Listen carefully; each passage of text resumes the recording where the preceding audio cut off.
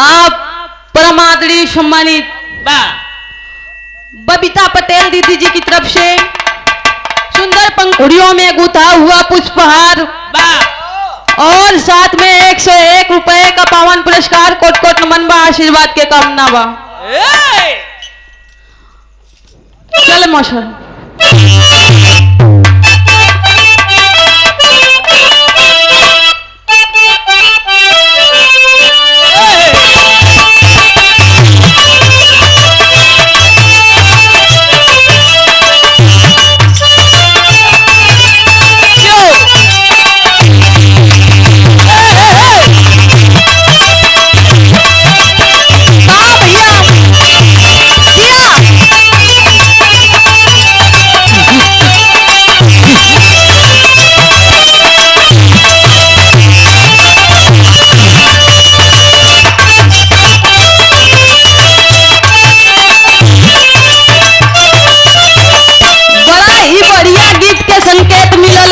आई कौनो दुल्ही अपने सखी से अपने पिया के एक एक बात बतावे कहे का कही सखी ऐसन मर्द मिलल बा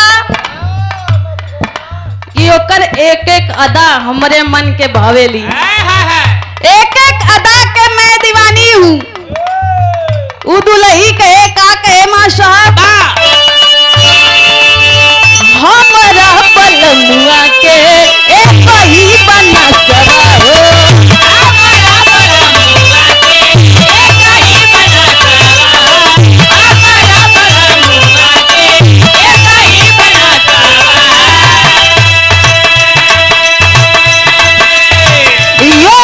से साथ जाली जैसे साथ लखवा हो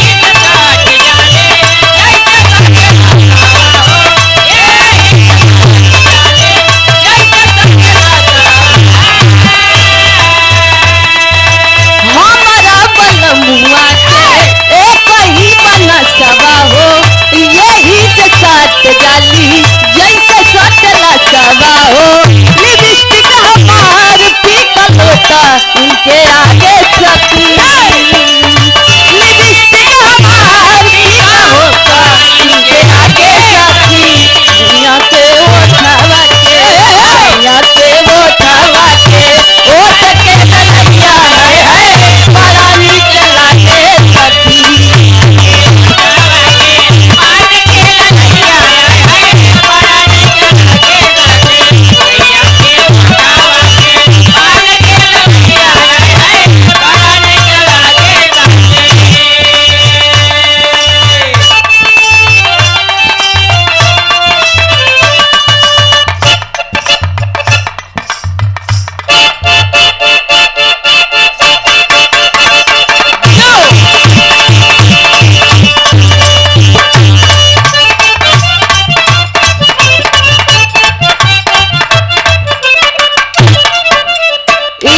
दुल्ही बड़ा बढ़िया से मुंह फुला के बैठल बिया। दुल्हा आइल दुल्हा कहे रानी आखिर में कौन गलती भई बा जौन इतना गुस्सा बढ़ी जब इतनी बात उ दुल्हा कहे बा दुल्हन कुछ नहीं बोले तब वो दुल्हा अपने दुल्हन से कहे का कहे पायल बुलाइल की झुमका ये रानी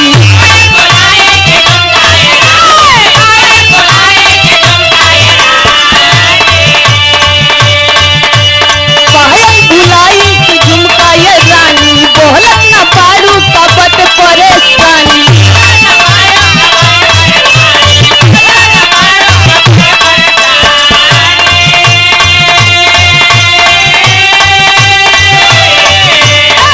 दुल्ही कहे पिया सुनी पायल बुलाइल की झुमका ये रानी बोलत न बारू वक्त परेशानी अरे कहे तो बोले से लटकल बलूला हो लटकल बलूला ए सैया सुनी ए राजा छूटत पसीना गर्मी होला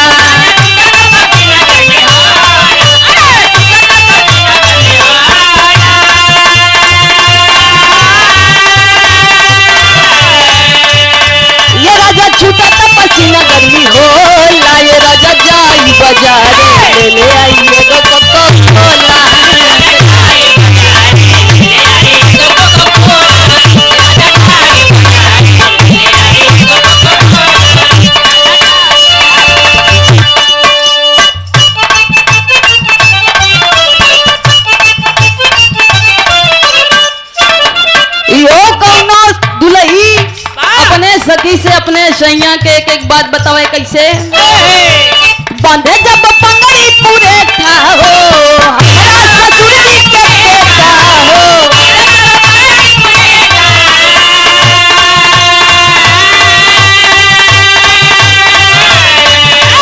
बांधे जब पगड़ी पूरे था हो हमारा ससुर जी के बेटा हो लागेला बदनवा पहला बनवाए लागेला बदनवा पहला बनवाए सखी हो सखी मन जो मिला सजनवा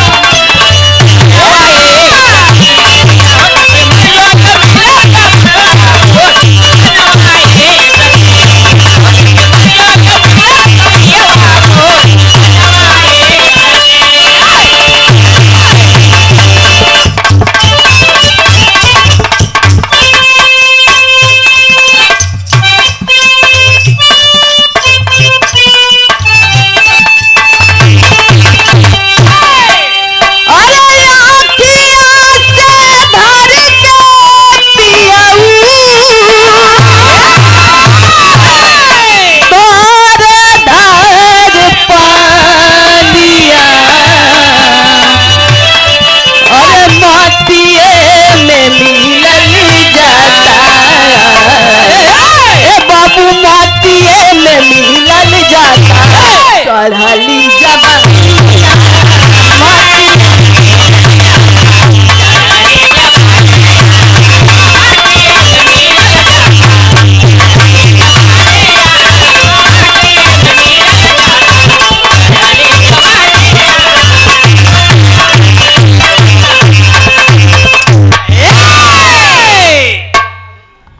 बड़ा बढ़िया बढ़िया गीत सुने आप लोग। सुदामा कैसे चलत रहे सब आप सबके पता ही बा कन्हैया लीली लीली करत रहे यो पता बा सब कुछ पता बा आप लोग के बड़ा बढ़िया कहानी सुने आप लोग सोहरव सुने के मिला चले 4 लाइन हर से तनिक लोक गीत हो जाए ओके बाद सोहर हो जाए फिर बिरहा के नंबर बा।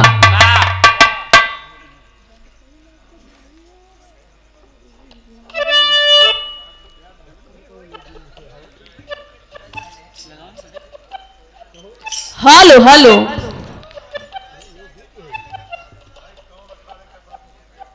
चलम चौमासा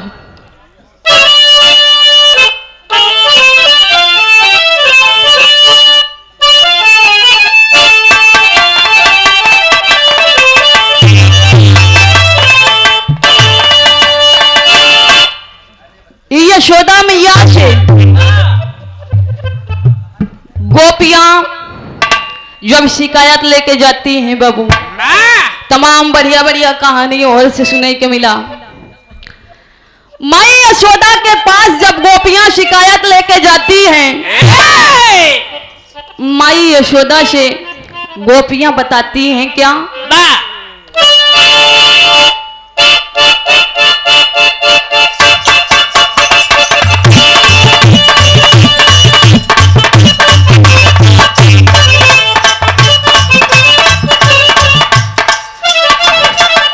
संकेत मिलल बा तर्ज जरूरी ना बा तर्ज से बढ़िया भाव बा।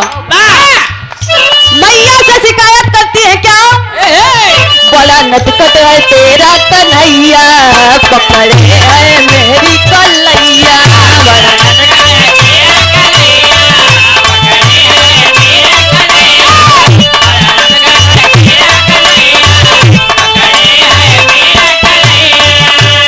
बोला नटखट है तेरा कन्हैया पकड़े है मेरी कलैया ए माई समझावा ये के मनावा बात ना हमारी माने माई मनावा ये के समझावा बात ना हमारी माने समझावा ये के मनावा बात ना हमारी माने कन्हैया कन्हैया मटकी फोड़ जा रे कन्हैया मटकी फोड़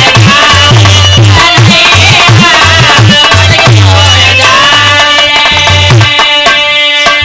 गौर करेंगे बाबू कन्हैया जाई के माखन खाए तो खाए, कुछ हल लगा बा कुछ हल लगा बा, लेकिन कन्हैया झूठ बोले कहा कि मैया ये सब गोलिन मिल के झूठ बोलती हैं, हम ही फसावत यहाँ कहती हैं कन्हैया सारा माखन खाई डाले। मैया बतावा जब हम गाय के साथे साथे गाय चरावत ही दिन भर तो इनके माखन कब में खाए।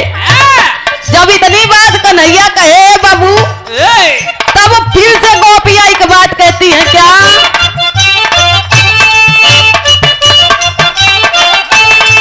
नटखट नंद लाला है मक्खन खाए गोपाला है,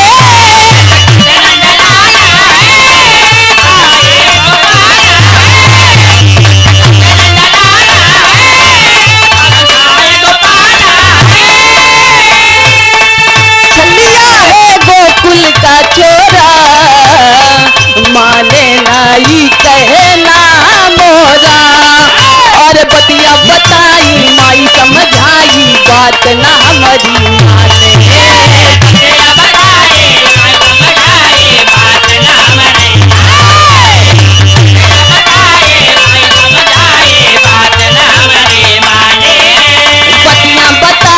माई समझाई बात ना हमारी माने। ई कन्हैया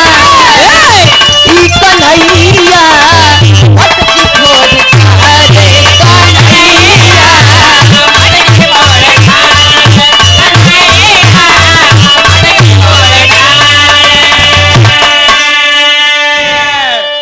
गीत संगीत तो पूरी रात हो ही बाबू, लेकिन आइए सोहर में चलते हैं, सोहर के बाद भी रहा। चलिए माँ साहब।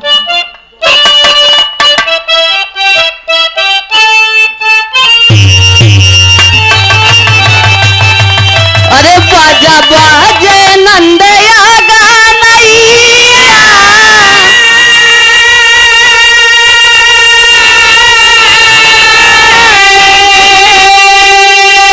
झुमेलिया सोमैया,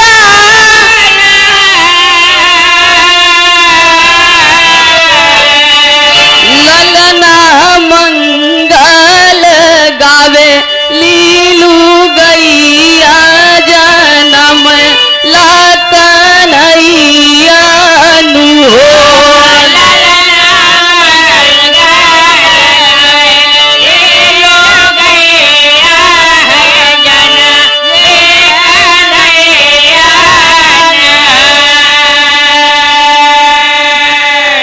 बाजा बाजे नंदया गनैया,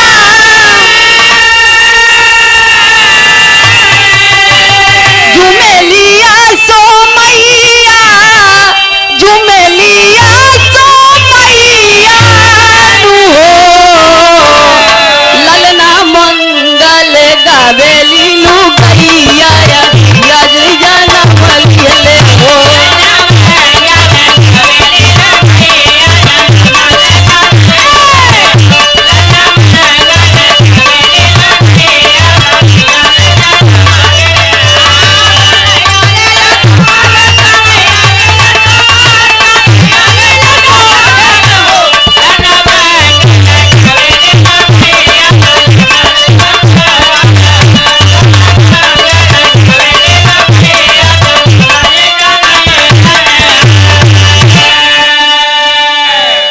तमाम प्रकार का सोहर होता है बाबू। पुराने समय में हमारे दादी लोग मम्मी लोग चाची लोग गावे कैसे गावे, अरे मचिया बैठी सासुरानी, अरे बहू से अरजी करई, बहू से अरजी करई हो, बहू हरि कवन कवन फल खायू ललन बड़ा सुंदर हो,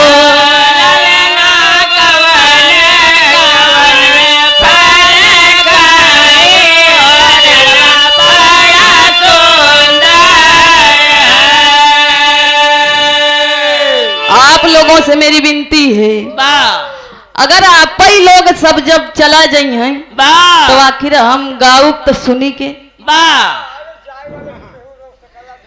हाँ, जाने वाले को कोई रोक नहीं सकता है, लेकिन अगर आप लोग अपन अमूल्य समय देखे हैं तो हमारे सबके ऊपर बड़ा उपकार रही आप लोग। आप ही लोग हमारे भगवान है। कभी गाने वाला बड़ा नहीं होता है बाबू, सुनने वाला बड़ा होता है। अब जितना लोग आप लोग बैठे हैं इतने मुठा बैठी ना करी हैं तो बड़ा अच्छा लगी हमें। चलो मास्टर आप चेंज कर दें।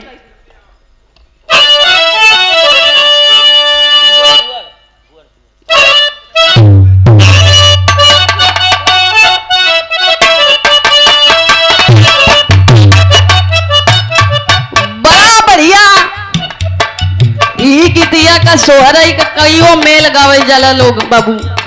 जितने जगह आप जाएंगे उतना ही मेल का गीत मिली। कैसे गावे? भूवर भूवर भूवर भूवर बाल रे होरी लागते भूवर।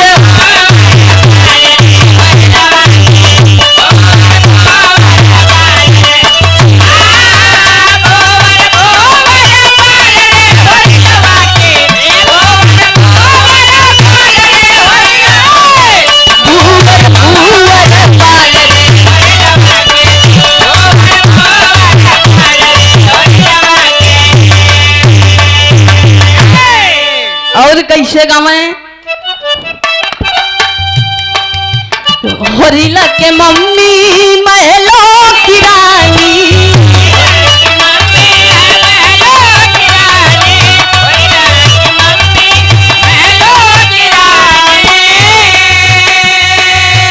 होरीला के मम्मी महलो की रानी पापा पापा वे रंग बाजरे होरीला के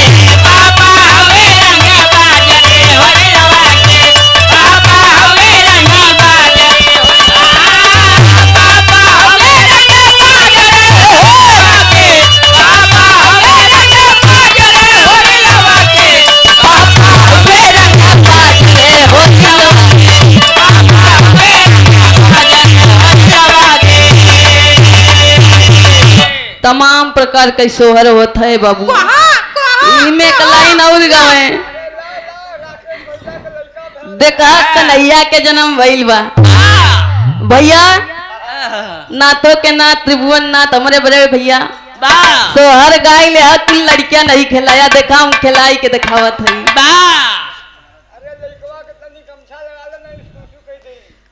हाँ सही है, बना के सही नहीं दी। चलो अरे चार पहिया पे रोए रहा, चार पहिया पे रोए रहा ललना मेरा, चार पहिया पे रोए रहा ललना हमारा, चार पहिया पे रोए रहा ललना हमारा। ए बबुआ मत रोआ। काहे रोएल बाबू? बा चॉकलेट ले। ये देखा ताई पापा बैठा हुए, ये देखा संगे में बड़के दादा हुए, अरे बड़का दादा हुए, और ये देखा फूफा बैठा है। फूफा फालतू है, मत रोआ। मम्मा बैठा हुए।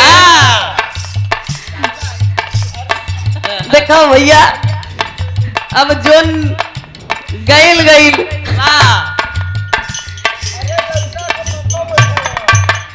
देखा ही हमारे बड़े भैया आप परम आदरणीय सम्मानित कन्हैया लाल शर्मा जी इस सोहर के नेक बा भैया 51 रुपए का पान पुरस्कार आप परम आदरणीय सम्मानित गुरु जी की तरफ से।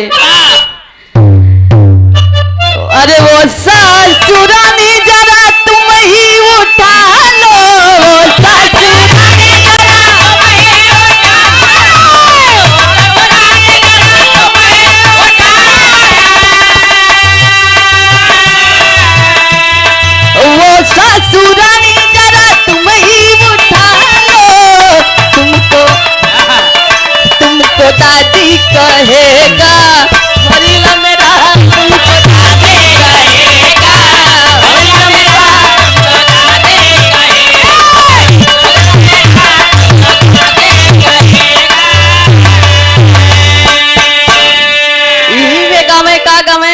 अरे ललन मोरा बावरा ओए। श्याम सलोना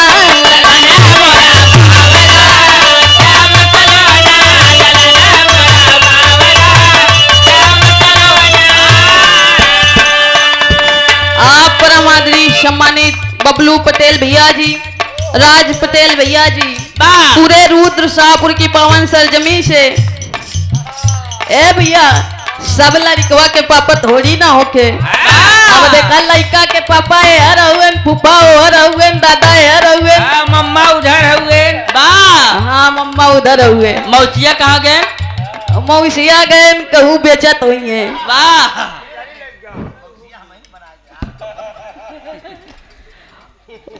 ओ सासुरानी जरा तुम ही उठा लो,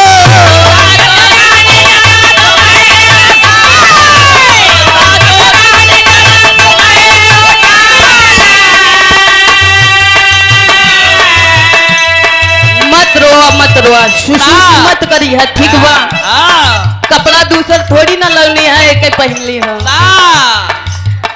तुमको दादी कहेगा और तुमको दादी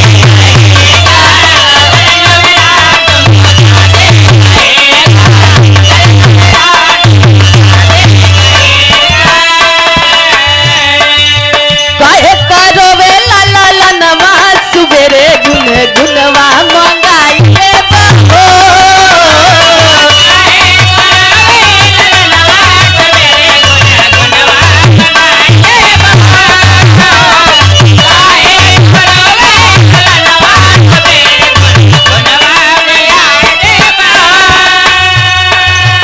आज से कहीं बे आज से कहीं बे आज से कहीं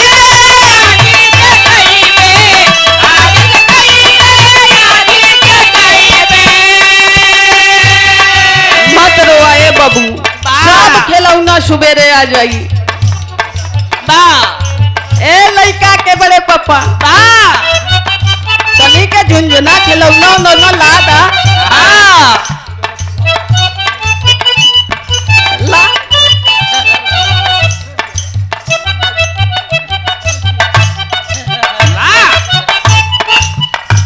अब सुसु कहीं संभारा। आज से कहीं बे आज से कहीं बे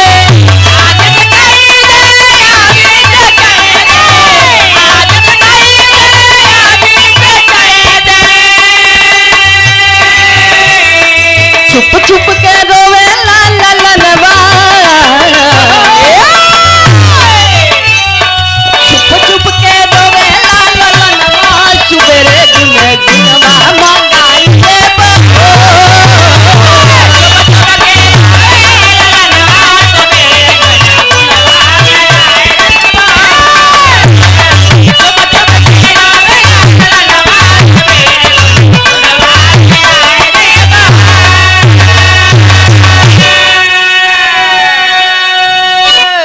आप परमादरी सम्मानित गुलाब यादव जी, श्री शमशेर यादव, बहादुर पटेल जी, मुंगरा बादशाहपुर तिरहटी की पावन सरजमी से 51 रुपए का पावन पुरस्कार कोट कोट नमन है, आशीर्वाद की कामना है। बड़ा बढ़िया बिरहा हर से सुने के मिलल, राधाओ कन्हैया का प्यार माखन चोरी, एकदम बिरहा में बिरहा सटाई के रही। ए हरो राधाओ कन्हैया के प्यारे के कहानी बा। चलिए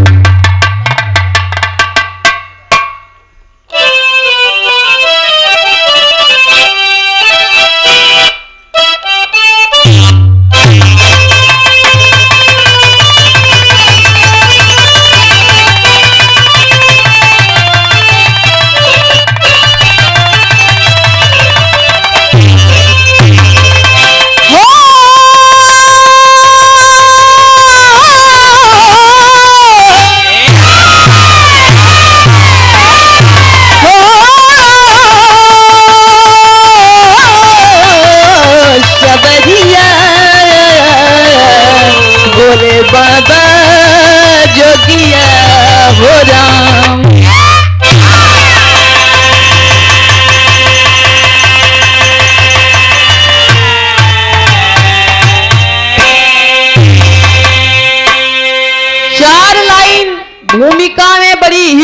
लेखनी से हमारे कवि जी परम आदरणीय सम्मानित राम गुलाब मौर्य जी लिखते हैं क्या?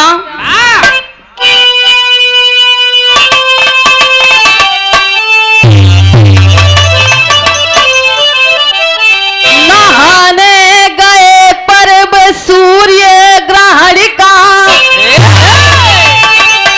अरे कुरुक्षेत्र में जब कि मोहन मुरारी,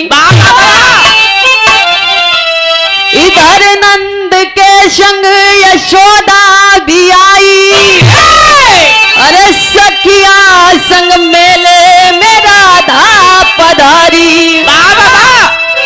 सुनी है खबर जब कन्हैया भी आए, अरे चली राधिका मिलने गोकुल बिहारी।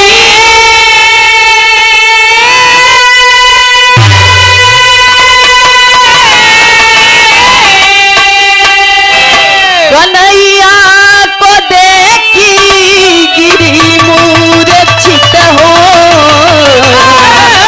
उठाने लगी दौड़ सखिया है सारी।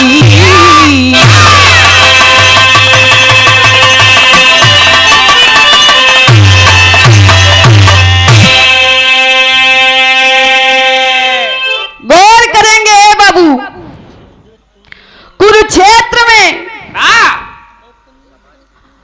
सूर्य ग्रहण पर्व पर आनंद कंद मुरली मनोहर 16 कला अवतारी प्रभु कृष्ण कन्हैया मेले में आए हैं बाबू। और उसी मेले में नंद बाबा के साथ में यशोदा मैया भी आई हैं, गोपियां ग्वाल बाल भी आए हैं, और अपने सखियों के संग में सहेलियों के संग में वही मेलवा में ए बाबू राधिका भी आती है। और जब उस मेले में पहुंचती हैं, सुनती हैं कि कन्हैया भी इस मेले में आए हैं, तब राधिका कन्हैया से मिलने गई। जब मिलने गई तब भइल का यहाँ एक लाइन गजल लगल माशा।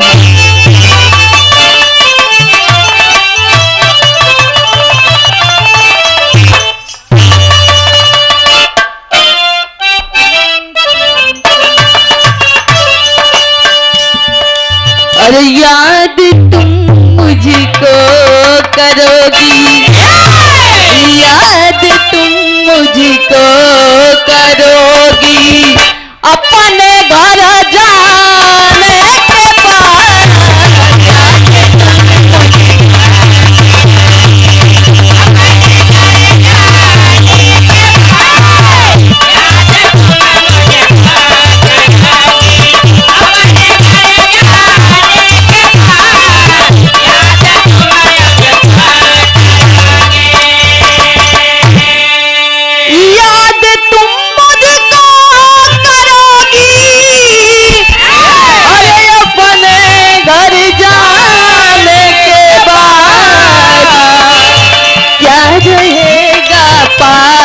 तेरे क्या रहेगा पास तेरे, घर उजर जाने के बाद क्या रहेगा पास तेरे, घर उजर जाने के बाद क्या रहेगा पास तेरे, घर उजर जाने के बाद क्या रहेगा पास तेरे।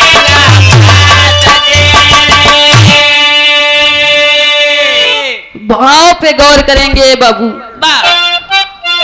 कन्हैया को देख के राधा बड़े दिन बाद कन्हैया को जब देखती हैं, मेले में जब कन्हैया की नजर पे पड़ी है, राधा एक तक कन्हैया को निहारती है बाबू, और कन्हैया भी राधा को निहार रहे हैं। राधा एकाएक मूर्छित हो गई। भाव में बड़ी सुंदर बात लिखी गई। आप परमादेश सम्मानित श्री शुक्लाल यादव जी, आपकी तरफ से 51 रुपए का पावन पुरस्कार कोट नमन है, आशीर्वाद की कामना है। अरे प्रेम में देखे कन्हैया ए बाबू प्रेम में देखे कन्हैया चेहरा ये नूरानी है।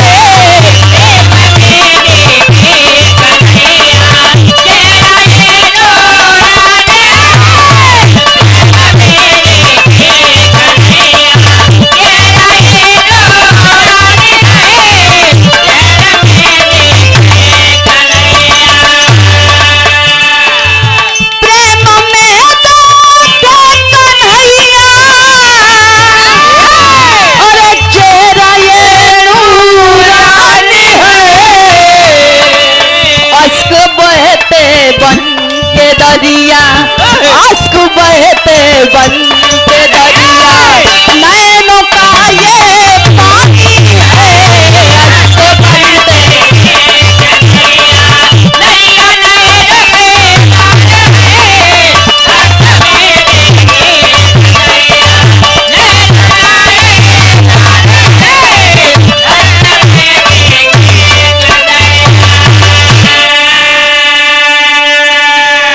नजम के भाव लगल मां साहब।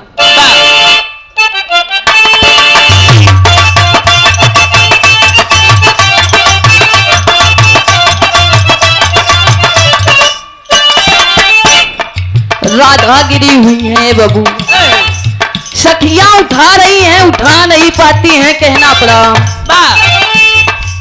उठाती सखियां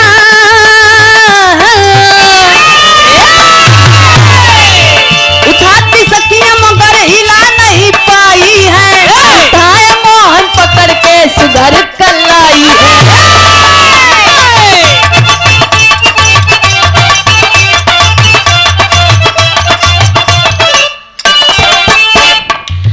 उठाए राधा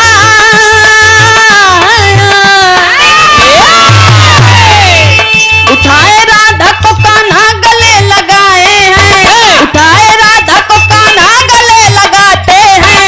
बिठा के रथ पे माँ देवकी के पास लाते हैं।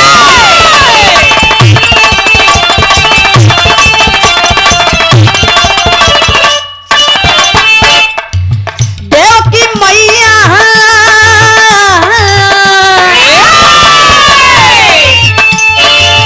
देवकी मैया देख के राधा की सूरत भोली। देवकी मैया देखी राधा की सूरत भोली। दिनों को देख देख माँ कन्हैया से बोली।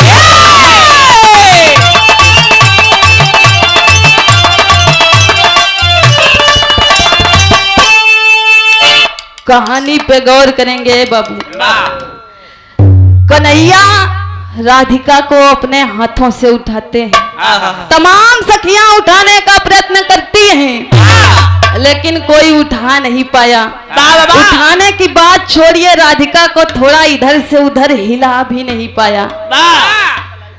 और कन्हैया जैसे कलाई पकड़े बाबू, कहे राधा ए राधा, जैसे इतनी बात कहे बाबू, कन्हैया पकड़ के उठा दिए। राधिका उठ के खड़ी हो गई। कन्हैया मंद मंद मुस्का दिए, लेकिन ए बाबू नैनों में वो प्रेम के आंसू हैं। वो बिछड़ने का गम है, बिछड़ने के आंसू हैं। राधिका को कन्हैया अपने रथ पे बिठाते हैं बाबू, और रथ पे बिठा करके मथुरा में मैया देवकी के पास आते हैं। अरे मेले में तंबू में जब लेके आते हैं बाबू, तब देवकी माता जब राधिका की इतनी सुंदर सूरत देखती हैं, इतनी सुहानी सूरत देखती हैं, तब कन्हैया से कहती हैं कि अरे पगले, अरे मेरे लल्ला, ये तुमने क्या कर दिया। देवकी मैया कहती क्या हैं?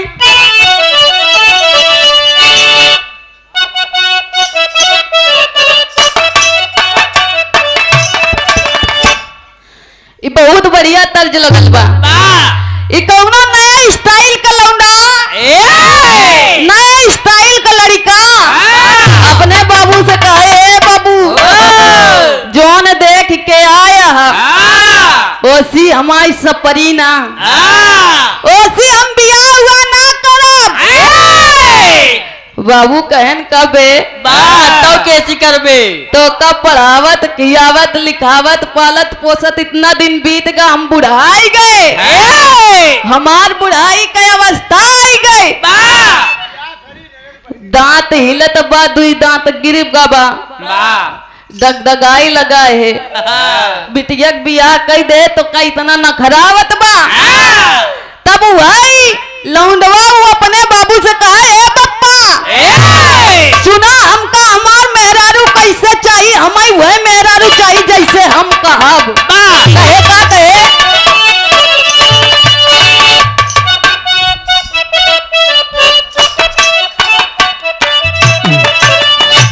त हम कहा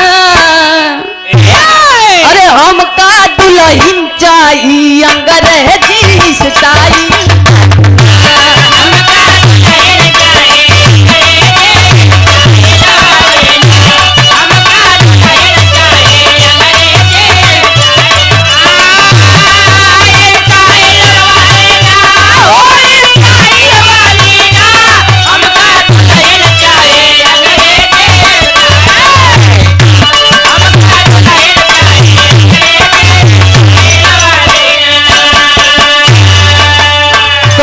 स्टाइल वाली चाहिए और कई मोबाइल वाली चाहिए, जौने से हम बढ़िया देख देख वीडियो कॉल बात करी। बाबू कहन बस यही में पूरा समाज ही हमार खराब होत बा। लेकिन बड़ी सुंदर बात भाव में लिखी गई, मैया देव की कहती हैं क्या कन्हैया से काहे छोड़ी दी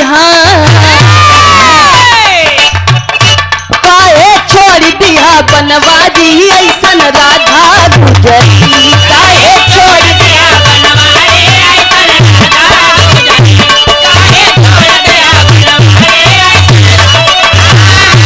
ऐसन राधा गुजरी, ऐसन राधा गुजरी, काहे छोड़ दिया बनवाजी काहे छोड़ दिया बनवाजी राधा गुजरी। मैया कहीं कन्हैया ए हमार लल्ला राधा में कौन कमी रहे बेटवा, तमाम देखत ही तो है पुरानी पटरानी तमाम सबका देख ले, लेकिन सबसे अलग ही राधा बा बेटवा, इतनी सुंदर बिना श्रृंगार के मैले कुचैले वस्त्र में इतनी सुघर लग रही है। कहती हैं क्या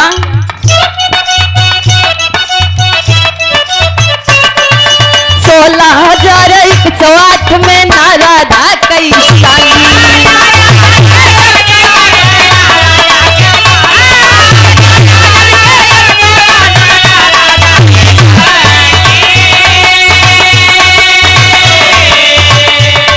अरे गिरा आग में जला दिया है राधा सगई जली, कैसन चित से कैसन चित से दिहा उतारी कैसन राधा गुजरी,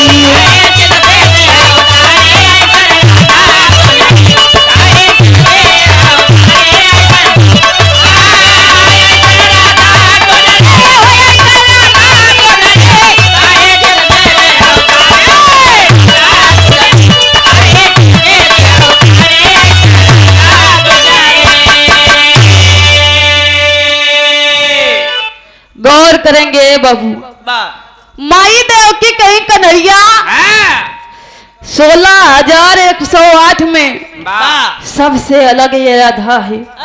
आखिर में राधा से शादी ब्याह कहे नहीं कहीं कन्हैया अपन सारी बात सारी कहानियां जब माता देवकी से बताते हैं, रो रो के बताने लगे बाबू, सभी देख रही हैं, सब नारियां देख रही हैं, रानी पटरानी तमाम दरबारी तमाम सब लोग देख रहे हैं बाबू। तब जब सब देख रहे हैं सब विस्मित हो गए कन्हैया की ऐसी लीला देख के। यहाँ एक लाइन तर्ज बदल गई मास्टर साहब,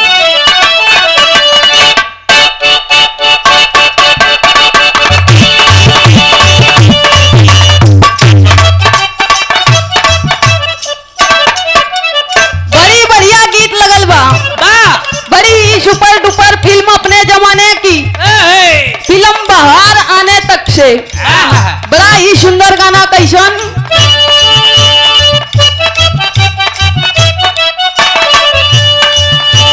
काली तेरी चोटी है परांदा तेरा लाली,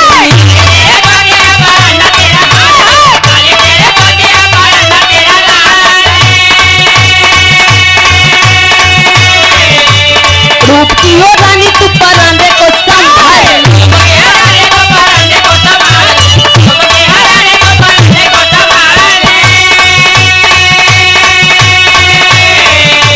काली तेरी चोटी है परांदा तेरा लाली, रूप की हो रानी तू परांदे को संभाली, किसी मंजिल का तुझसे आगे आगे दिल लोग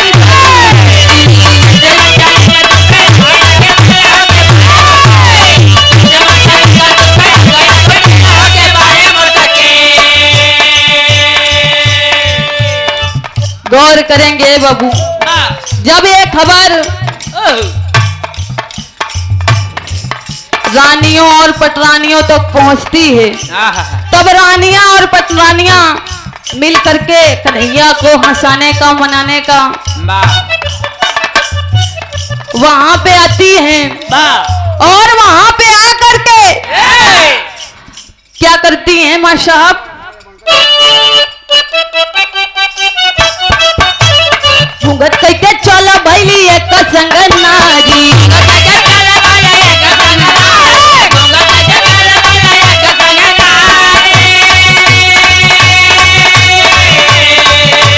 रोई रहे हो जहाँ मदन मुरारी,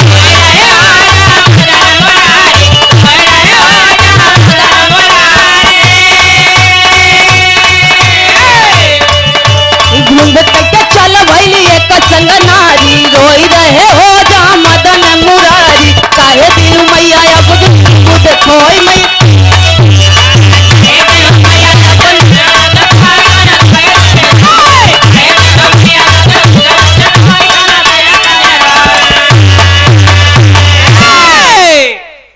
तमाम रानियों पटरानियों का जब खबर हो गई है बाबू, रानियां पटरानियां कन्हैया के पास आती हैं। माता देवकी भी रो रही है और कन्हैया भी रो रहे हैं, राधा भी रो रही है। गौर करेंगे बाबू, रानियां माता देवकी से पूछने लगी, सवाल कर दिया कि माता आखिर में कौन सी बात है कि आज स्वयं मुरली मनोहर हमारे भगवान शुद्ध बुद्ध खो बैठे हैं, स्वयं विष्णु के अवतारी भगवान आज रो रहे हैं। जब इतनी बात कहली ने बाबू, तब वही माता कहती हैं कि प्रेम है, ऐसा प्रेम हो बाबू। लेकिन यहाँ एक लाइन गीत बदल गई।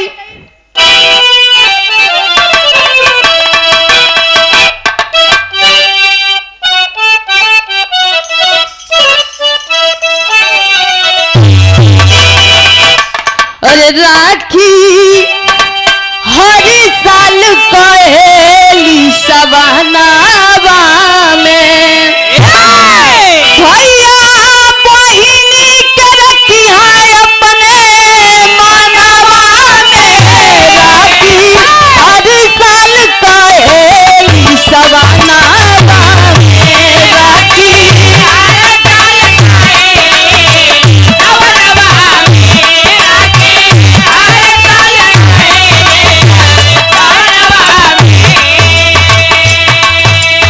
लेकिन गौर करेंगे बाबू, मैया देवकी आज रानियों और पटरानियों से बताती हैं कि सुनो, जन्म मैंने दिया और पालन पोषण माँ यशोदा ने किया। कहती क्या है?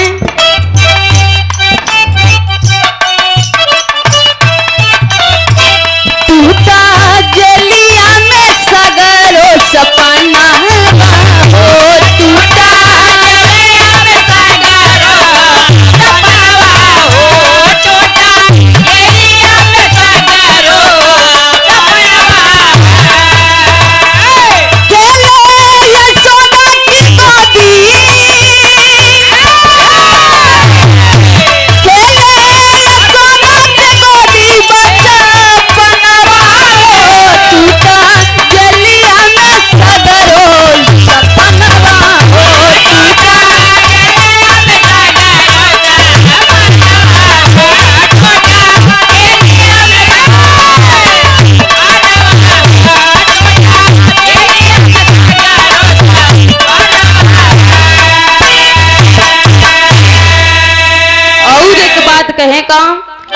हम जनमौली यशोदा दीदी पालनहार हो। अरे हमनी से ज्यादा है कैली ए बाबू कन्हैया के प्यार हो। अरे भारत नैया के नीर, अरे भारत नैया के नीर मोहनवा हो। चलिया में सगारो सपनावा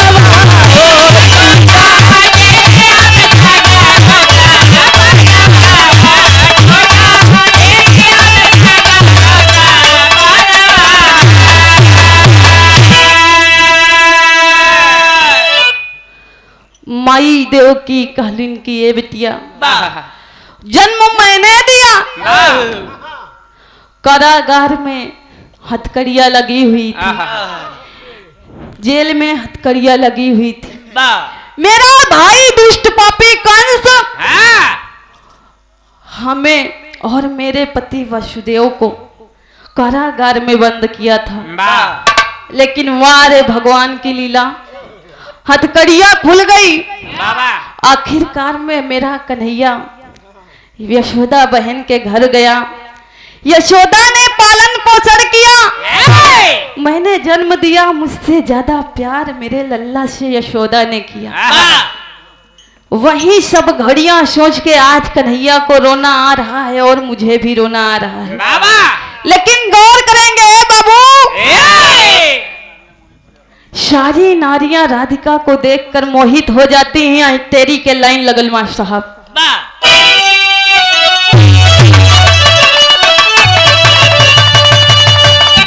अरे रामा रामा बनवारी कई मोहित भई रनिया। अरे नारी रूप देख के, नारी रूप देख के, नारी रूप देख के, नारी रूप देख के मोहिया जय नारी बनवारी के मोहित भई रनिया।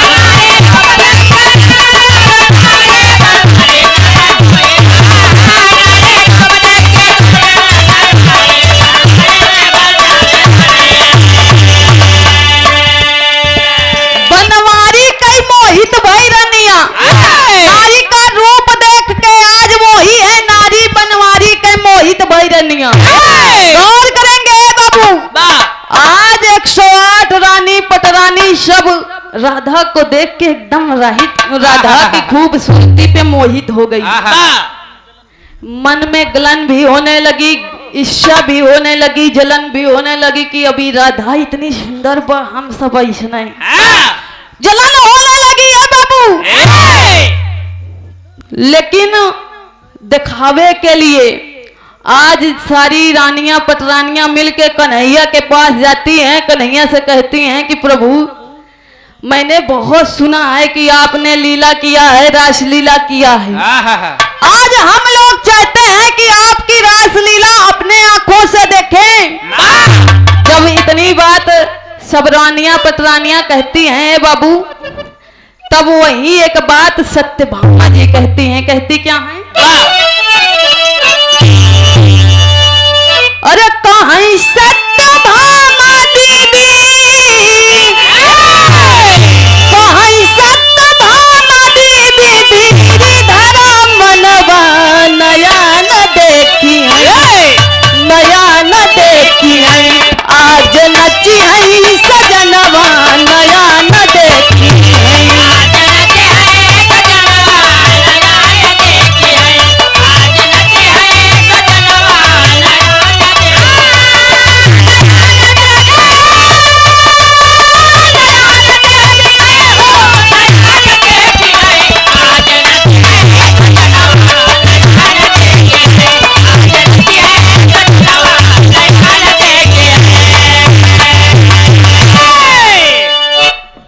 कही दीदी चिंता के बात नहीं बा। क्यों तुम फिक्र करती हो? सब आपस में सभी रानियां बातचीत कर रही हैं बाबू। वही सत्यभामा कही कि चिंता मत करा, एको पैसा के चिंता मत करो, आज कन्हैया नाचेंगे, हमारे प्रभु हमारे स्वामी हमारे अरे वाह! सामने नाचेंगे, रास रचाएंगे और हम लोग देखेंगे। कहती हैं क्या, गोपी गोपी गाल बाल संग जोली,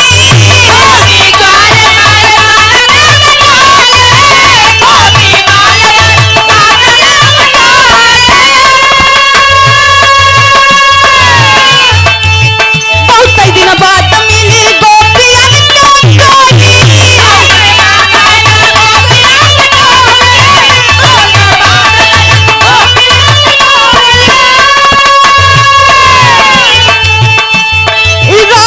संग हाथ पकड़, राधा संग हाथ पकड़ नची हई मोहनवा नयन देखी हो, नयन देखी है आज नची हई सजनवा नयन देखी है।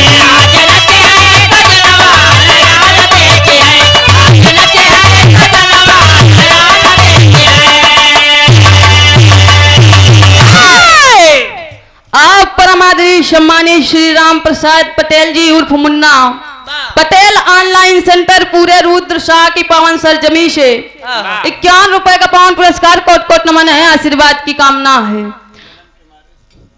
गौर करेंगे बाबू, इतना जलन होने लगी राधा से, सभी रानियां पटरानियां मिलके राधा से बढ़िया मीठी मीठी बोली बोलती हैं बाबू, और कन्हैया के पास जाके कहती हैं कि प्रभु अगर आपका आदेश हो, आप कहें तो हम राधा को बढ़िया से सजा के श्रृंगार करके ले आए।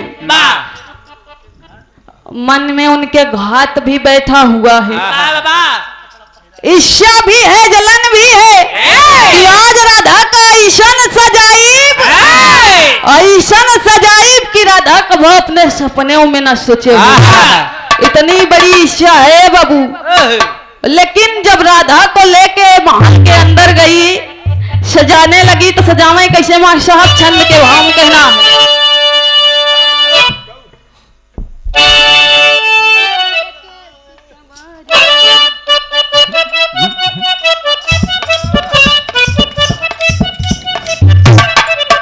तो कहीं से केस सवार रही,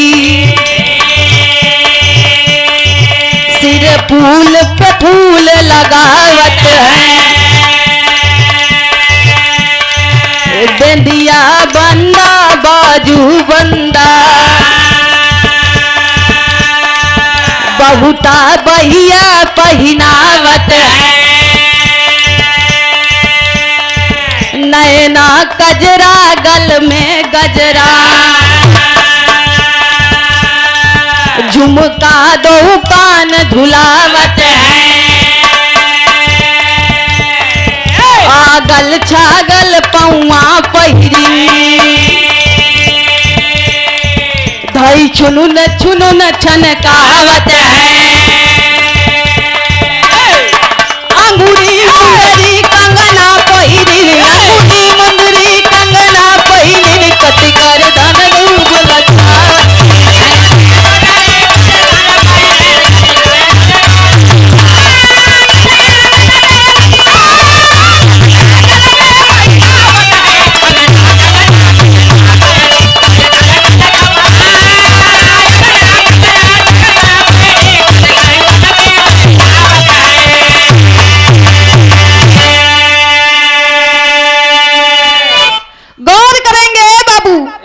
ईर्ष्या के मारा रानियां जोन कपड़ा चाहे जोन कपड़ा राधिका का पहनाई दें, सोचे कि सबसे खराब कपड़ा यही बा, सबसे खराब कपड़ा समझ के जो राधा को पहना दे बाबू, वही कपड़ा राधा के तन पे बढ़िया एकदम सुंदर जमई लगे, एकदम फिट हो जाता, और बढ़िया से सजावट सजावट कहूँ, पाउडर हर कर दी हाँ, लाली इधर कर दी हाँ, तमाम प्रकार का इधर उधर सामान सजा देती है बाबू।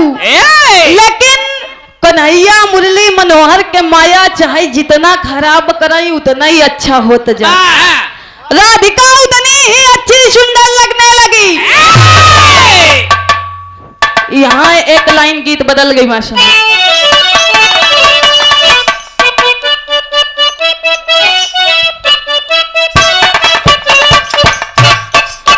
अरे यूपी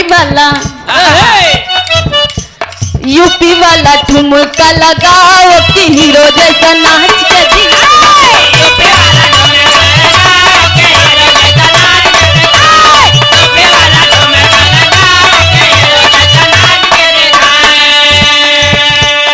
लेकिन घाव पे गौर करेंगे, कहना है क्या? पहली घंघरा चुनरिया की राधा लगे मोहनी गुजरिया।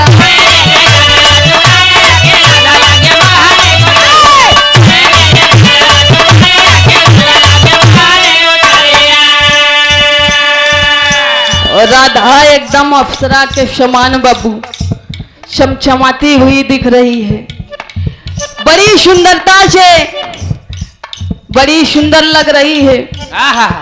हर एक की नजर राधिका पे टिकी है बाबू। और कन्हैया बढ़िया तिरछी नजर से राधा के कजरा गजरा बेसर बाजू बंदा कर धनिया एक एक अंग पे नजर जा रही है कन्हैया की। और भाई का अधर न लाली बत्ती सी चमके,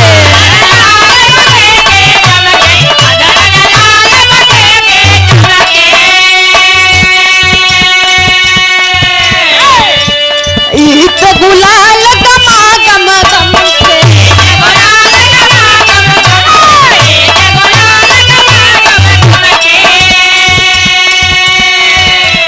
तेर दिए मोहन बसुरिया की राधा लगे मोहनी गुजरिया।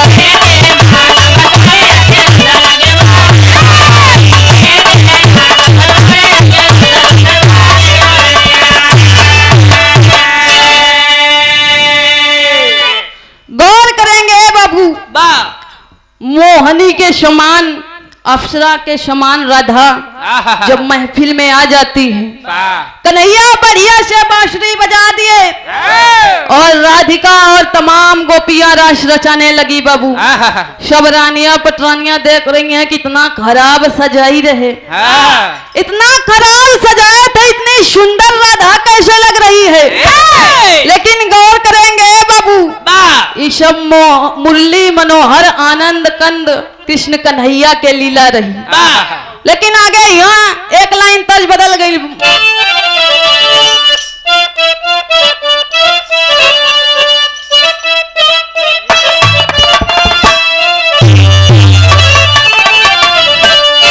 हमारे प्रयागराज के खाटी गीत बा है लिखल गोरी पतिया, है लिखल गोरी पतिया, और पिया परदेस हो लिखल गोरी पतिया।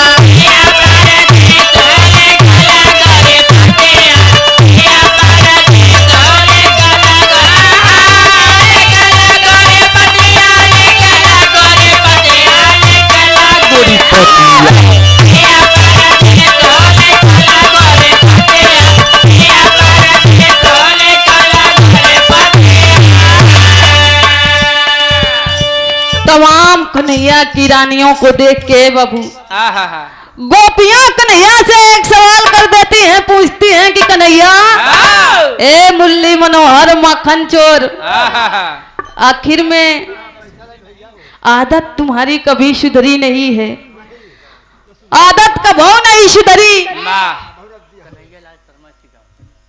आप परमादेवी सम्मानित गुरुजी श्री कन्हैया लाल शर्मा जी, आप पूरे शाह रुद्र पूरे शाह की पावन सरजमी से 51 रुपए का पावन पुरस्कार, 5 छू के पै लगी बा, प्रणाम बा, आशीर्वाद दे कि हम बिटिया जहां रही अपने कला में कामयाब रही बाबू। पूछती क्या है बाबू, कहना हुआ अरे पूछन लागी गोपियां, पूछन लागी गोपियां, अरे कान्हा के निहार हो, पूछन लागी गोपियां।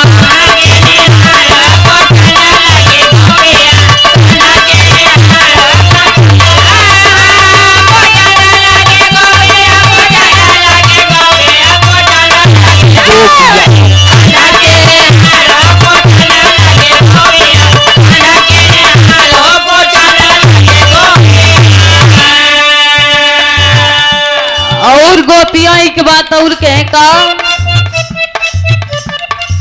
मगन के आदत मोहन तो हर बा पुरानी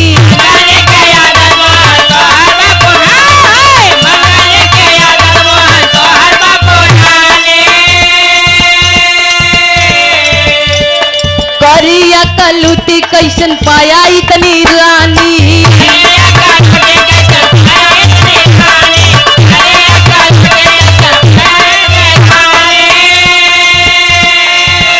अरे बोले बनवारी हो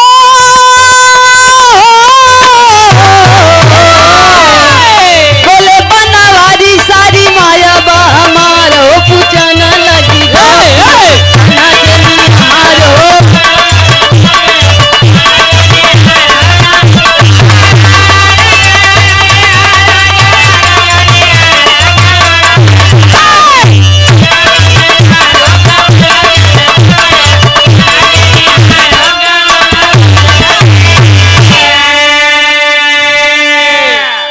आप परमादरी सम्मानित श्री बबलू पटेल जी बिरहा के साथ साथ कल सुबह दही हंडी का प्रोग्राम भी है।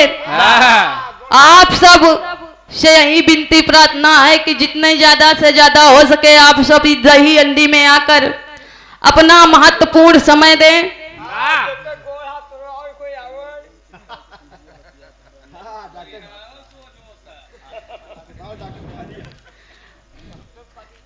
₹51 का पावन पुरस्कार कोट कोट नमन है, आशीर्वाद की कामना है। गौर करेंगे बाबू कन्हैया और गोपियां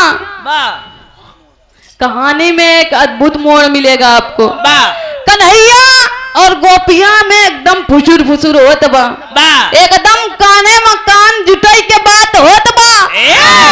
जब सब रानी देखिन रासलीला बढ़िया से चल रही है और गोपियां नाच रही हैं और कन्हैया भी मगन है, राधिका भी मगन है, लेकिन कुछ गोपियां जाए के कन्हैया के काने में फुसुर फुसुर जब करे लगी है बाबू, काना फूसी होने लगी, तब रानियां कन्हैया से एक बात कहती हैं कि कन्हैया प्रभु आ जाए तो पता लाग आखिर में हमका सबका कितना प्यार करत है, कितना प्यार आप हम सबसे करते हैं, हम रानियों से करते हैं, आज हमको पता चला है। ये सब प्यार नहीं बा, केवल दिखावा बा। और एक बात बहुत बड़ी बात कहती हैं रानियां कि प्रभु स्वामी आखिर में हमारे पास ऐसा क्या नहीं है, मेरे पास क्या नहीं है, क्या ऐसा राधा के पास है कि राधा से आप ज्यादा प्यार करते हो, हमसे प्यार नहीं करते हो। जब इतनी बात ए बाबू रानियां कहती हैं तब मुरली मनोहर आनंद कंद एकदम मुस्कुराते हुए एक बात कहते हैं क्या पोहपट में एक भाव लगल।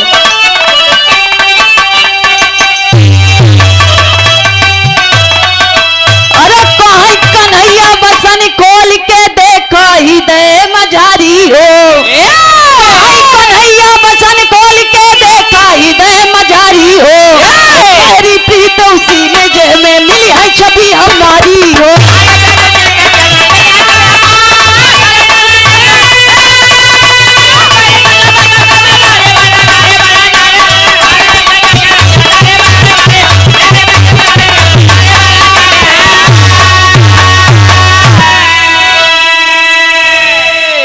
जब इतनी बात आनंद कंद मुरली मनोहर कहते हैं बाबू, कहाँ कन्हैया बसन खोल के देखा हृदय मझारी हो, गहरी प्रीत उसी में जे में मिली है छवि हमारी हो। कहें जकरे अंदर जकरे हृदय में जकरे सीना में हमारी छवि बा, उसी के अंदर मेरा निवास है, उसी से मेरा प्रेम है।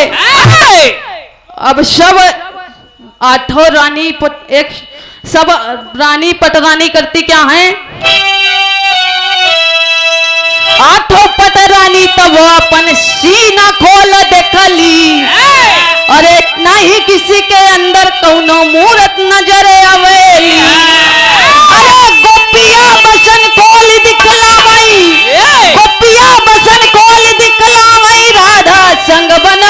हो, गहरी प्रीत उसी के जिसमें लगे कभी हमारी हो।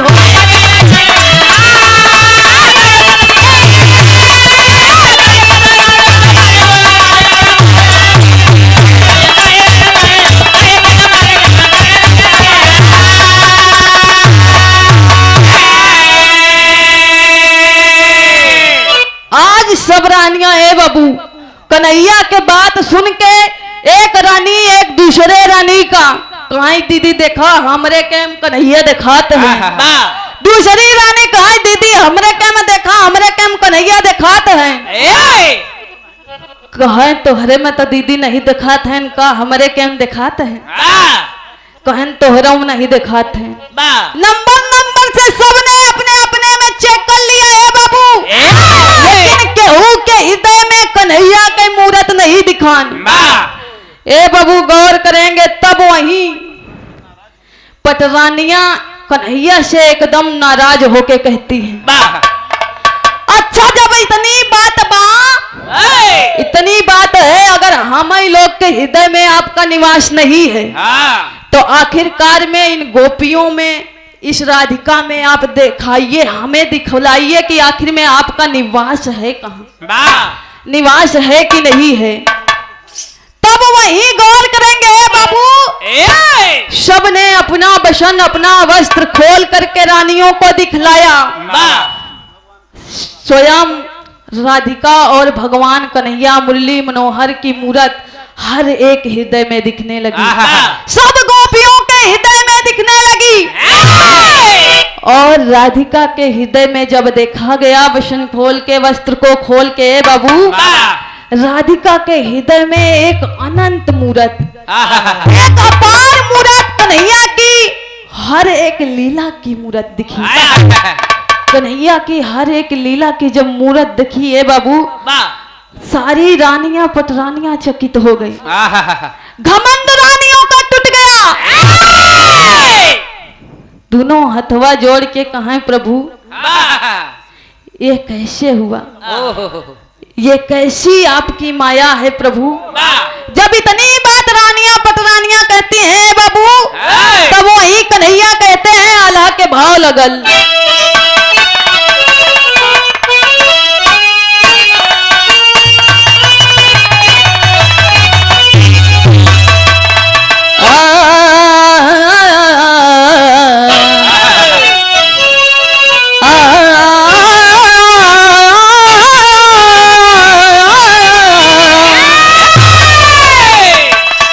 माया से विरक्त होई के, माया से विरक्त होई के खोज बिहुइया में हमके।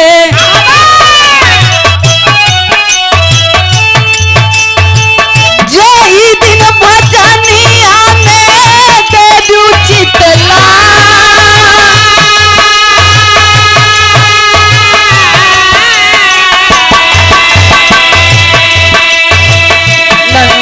यशोदा माई के दर्शन के खातिर आइले।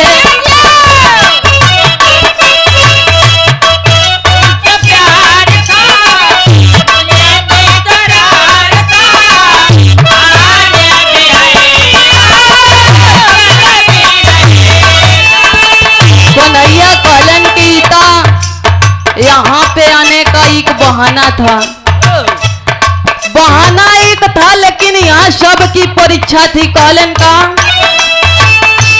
हो सब से मिलन भइले मनवा हरसा,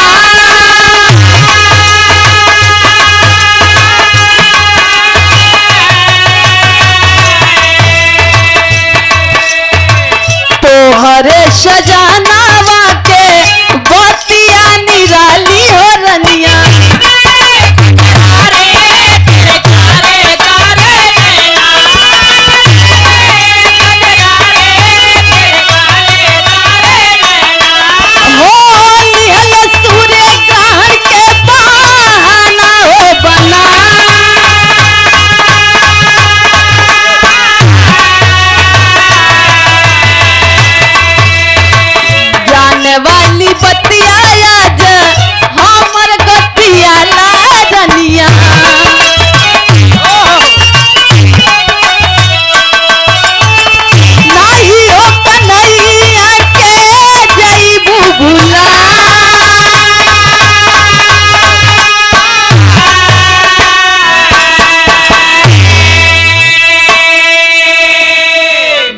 करेंगे बाबू। वाह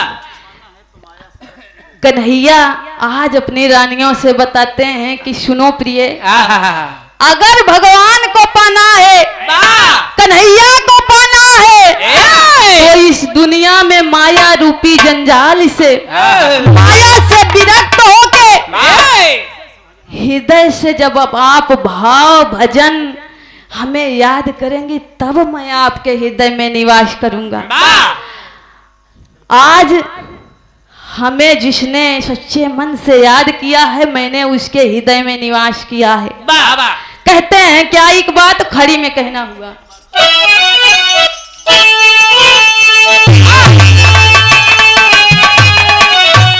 अरे घड़ी दुई घड़ी पहर तो याम बजी, घड़ी दुई घड़ी पहर तो याम बजी, अरे श्याम पई आई जे राधे श्याम भजी।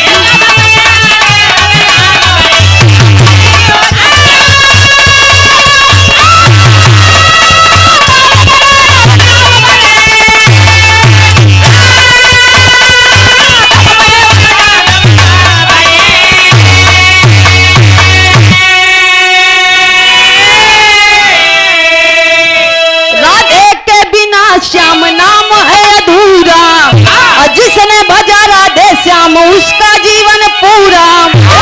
रख के हमनी के हृदय में सुबह शाम जय भजी, रख के हमनी के हृदय में सुबह शाम जय भजी, अरे श्याम पई है जय राधे श्याम भजी।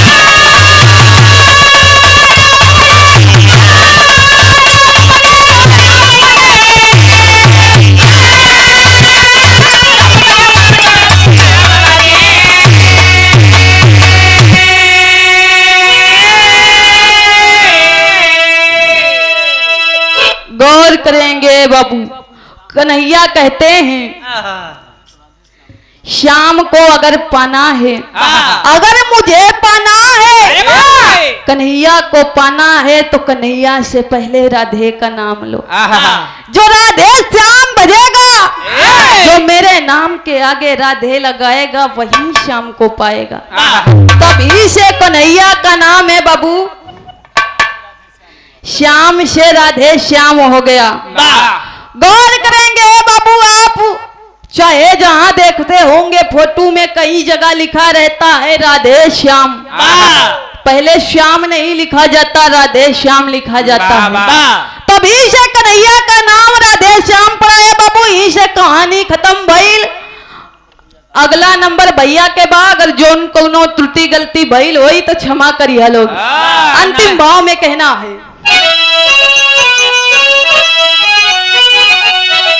स्वामी की सानंद आनंद भय हुल्लुल तक दिए कोतारी, अरे राजा